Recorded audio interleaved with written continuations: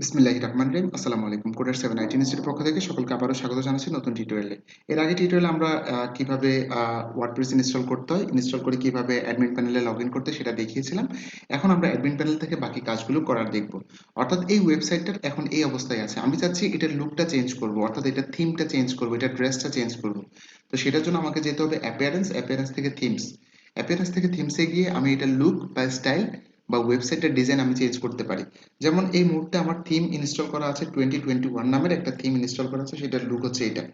আমি যদি থিমটা চেঞ্জ করতে চাই তাহলে এখান থেকে অ্যাক্টিভিটি ক্লিক দিলে নতুন 2019 নামের থিমটা ইনস্টল হয়ে যাবে, সরি অ্যাক্টিভেট হয়ে যাবে। এটি ইনস্টল করা ছিল, অ্যাক্টিভেট হয়ে যাবে। আমি জাস্ট এখান থেকে রিলোড করি, এই যে দেখেন চেঞ্জ হয়ে গেছে। আমি আবার নতুন থিম দিতে চাইলে আমি এখান থেকে 2020ও দিতে পারি। অ্যাক্টিভিটি ক্লিক দিলাম, এটা এখন অ্যাক্টিভেট হয়ে যাবে। রিলোড দিলাম, ইয়েস অ্যাক্টিভেট হয়ে গেছে। তো আশা করি বুঝতে পারছেন। আপনি আরো নতুন থিম চাইলে অ্যাড নিউতে ক্লিক দিয়ে আপনি এখানে অনেকগুলো নতুন থিম পাবেন। তবে এগুলো আপনাকে ইনস্টল করে তারপরে আপনাকে কি করতে হবে, যেমন আপনি যদি এখান থেকে ইনস্টল করতে চান, যেমন মাইস্টার লাইট নামের এই থিমটা আমি এখানে ক্লিক করলাম, ইনস্টল হয়ে গেছে। বাট লুক কিন্তু সেমই আছে, কারণ এটাকে আমরা এখনো ইনস্টল হয়েছে বাট অ্যাক্টিভেট করিনি। অ্যাক্টিভেট করার জন্য জাস্ট অ্যাক্টিভেটে ক্লিক দিলাম, এটা এখন অ্যাক্টিভেট হয়ে যাবে। ইয়েস অ্যাক্টিভেট হয়ে গেছে। এখন আমি যদি রিলোড দিই এটার লুকটা চেঞ্জ হয়ে যাবে। That's it. এই হচ্ছে মূলত কাজ আমাদের। অর্থাৎ আমরা চাইলে এভাবে করে পুরো ওয়েবসাইটের লুকটা চেঞ্জ করতে পারি। এখন আমি চাচ্ছি আপাতত 2020 এই থিমটাই অ্যাক্টিভ অবস্থায় থাক। আমি এটাকে আবার অ্যাক্টিভেট করলাম, আগের অবস্থায় ফিরে আসবে। এখন আমি রিলোড করি, ইয়েস। আমাদের এখানে একটা পোস্ট আছে, আমাদের যে ওয়েবসাইট হ্যালো ওয়ার্ল্ড নামের একটা পোস্ট আছে। তাহলে থিম কিভাবে চেঞ্জ করতে হয় দেখলাম। এবার হচ্ছে আমরা পোস্টে যাব। পোস্টে যাওয়ার পরে আমরা দেখতে পাচ্ছি এখানে শুধুমাত্র একটা পোস্ট আছে হ্যালো ওয়ার্ল্ড নামের। আমি এটাকে ট্র্যাশে দিয়ে ডিলিট করে দিলাম, এটা ডিলিট হয়ে গেছে। আমি এবার রিলোড দিলে দেখবেন কোনো পোস্ট নাই। Yes, no post. ওকে, এবার আমি চাচ্ছি নতুন পোস্ট তৈরি করব। তাহলে আমি এখান থেকে নতুন পোস্ট তৈরি করতে পারি। অ্যাড নিউতে ক্লিক দিলাম, পোস্ট থেকে অ্যাড নিউতে ক্লিক দিলাম। অ্যাড নিউতে ক্লিক দেওয়ার পরে আমার এখানে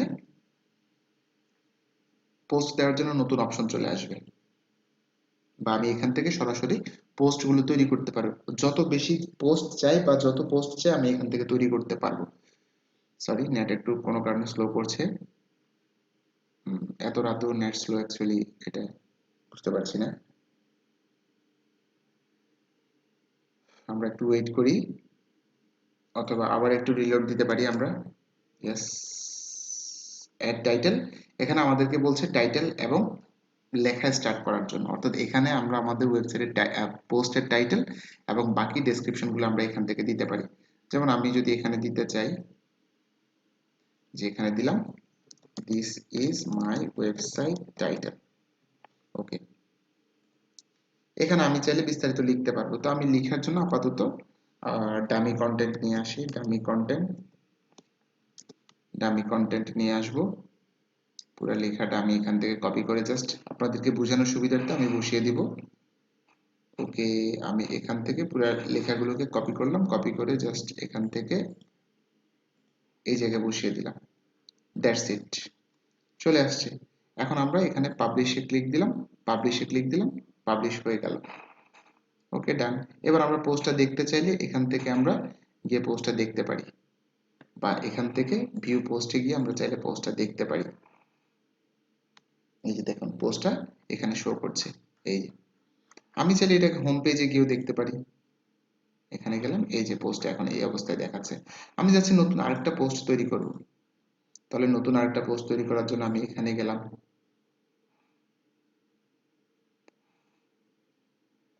এখান থেকে আবার অ্যাড নিউতে ক্লিক দিলাম, নতুন পোস্ট তৈরি করছি আবারও।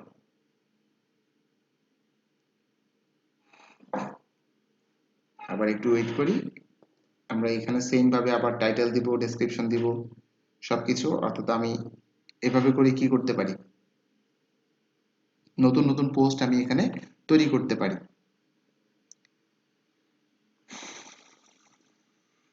Slow, I am sorry about that. Net খুবই স্লো করছে।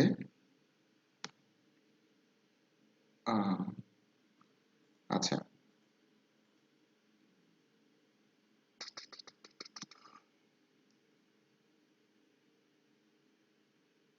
সরি। অ্যাকচুয়ালি আচ্ছা যাই হোক, আমরা মোটামুটি পোস্ট কিভাবে তৈরি করতে হয় সেটা দেখলাম। এখানে আমি this is my second post. Okay, এখান থেকে সেম কন্টেন্ট গুলো আমি আবারও একটু কপি করে জাস্ট এখান থেকে এতটুকু পর্যন্ত এই জায়গাটা নিব, নিয়ে জাস্ট এখানে দিয়ে দিব। দ্যাটস ইট, চলে আসছে। এখন আমি চাইলে মাঝখানে ছবি আনতে চাইলে আমি একটা ছবি নিয়ে আসতে পারবো। এই যে এখানে দিলাম, মাঝখানে ছবি আনতে যাচ্ছি, তাহলে আমি এখানে প্লাস আছে, এই প্লাস সাইনে ক্লিক করলাম। কি আনবো? ছবি, তাহলে ইমেজে ক্লিক দিলাম।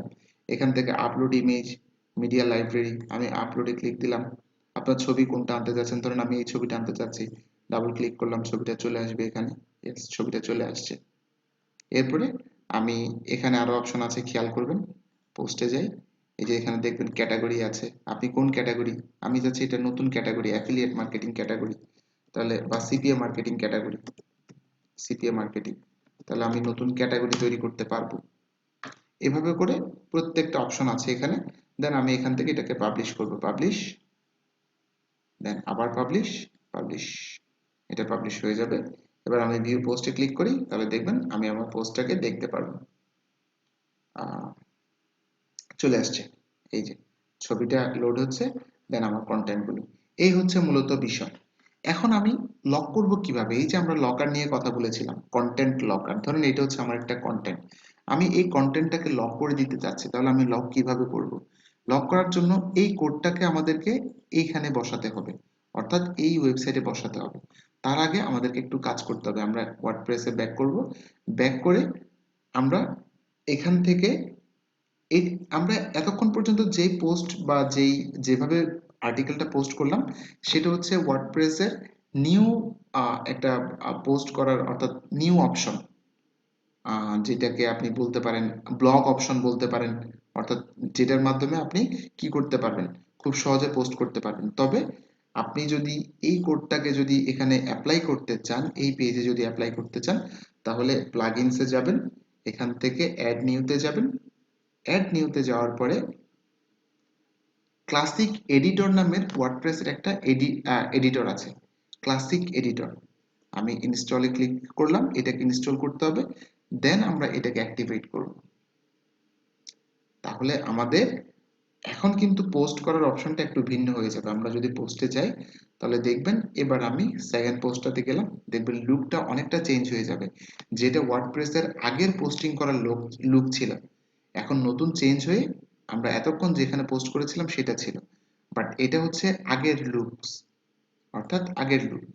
আগে আমরা এভাবেই করতাম বা এভাবেই দেখতাম বা এভাবেই এটাকে দেখা যেত, কিন্তু এটাকে এখন চেঞ্জ করে গুটেনবার্গ বলা হয়। এখন যেটা নতুন এডিটর সেটাকে গুটেনবার্গ বলা হয়, আর এটাকে বলা হয় ক্লাসিক এডিটর। এখন যেটা ইউজ করছি, এই মুহূর্তে যেটাতে আছি, সেটাকে বলা হয় ক্লাসিক এডিটর। এখন আপনি কি কাজটা করবেন? আপনাকে যে কাজটা করতে হবে সেটা হচ্ছে এই কোডটাকে কপি করবেন, এই যে এই কোডটাকে কপি করবেন, এই যেটা আসবে কপি করবেন, এটাকে বলা হচ্ছে হেড ট্যাগের মধ্যে আপনার দিতে হবে। যে পেজটাকে বা পোস্টটাকে লক করতে চাচ্ছেন তার হেডের মধ্যে দিতে হবে। তাহলে আমি এই পোস্টটাকে লক করতে যাচ্ছি, তাহলে এই পোস্টের আমি টেক্সটে চলে যাব। কোথায়? টেক্সট, ভিজুয়াল আছে, টেক্সট আছে, আমি এখান থেকে টেক্সটে আসলাম এবং উপরের দিকে, একেবারে উপরের দিকে আমি এটাকে যে কোডটাকে কপি করলাম সেটাকে পেস্ট করে দিলাম, দেন আপডেটে ক্লিক দিলাম, তাহলে এটা আপডেট হয়ে যাবে। এবার দেখেন, আশা করি আমাদের লকারটা কাজ করবে। এবার এই পোস্টটা ওপেন করি, পোস্টটা ওপেন করি, এই যে দেখেন, এটা কিন্তু এখন লক অবস্থায় আছে। অর্থাৎ আপনি চাইলেও এটাকে দেখতে পারবেন না। আপনি হয়তো বলতে পারেন আমি তো সবই দেখতে পাচ্ছি, পড়তে পারছি, এটাকে আরো ব্ল্যাক করা যাবে, এটাকে আরো চেঞ্জ করা যাবে, বাট আমি জাস্ট শুধু দেখাইলাম কিভাবে লকিংটা হয়, হোয়াট ইজ লকিং, এবং কিভাবে লকটা কাজ করে। এখন এই অফারটা কমপ্লিট করা না করা পর্যন্ত, বা এখান থেকে একটা অফার কমপ্লিট না করা পর্যন্ত এইখানে এই পোস্টটা ভালো করে দেখা যাবে না, পড়া যাবে না, অথবা এখানে আপনি যদি কোনো ডাউনলোডের লিঙ্ক দেন, সেই ডাউনলোডের লিঙ্কে ক্লিকও করা যাবে না। কিন্তু যখনই এখান থেকে কোনো ব্যক্তি অফার কমপ্লিট করবে, তখনই সাথে সাথে এটা আনলক হয়ে যাবে, আর এই অফারটা কমপ্লিট হওয়ার সাথে সাথে আপনার অ্যাকাউন্টেও টাকা জমা হয়ে যাবে। আশা করি আমি লকার কি বুঝাতে পারলাম। আচ্ছা, তো এই টিউটোরিয়ালটা এখানেই শেষ করছি। এই পর্যন্ত সবাই ভালো থাকবেন, ধন্যবাদ সবাইকে, আসসালামু আলাইকুম।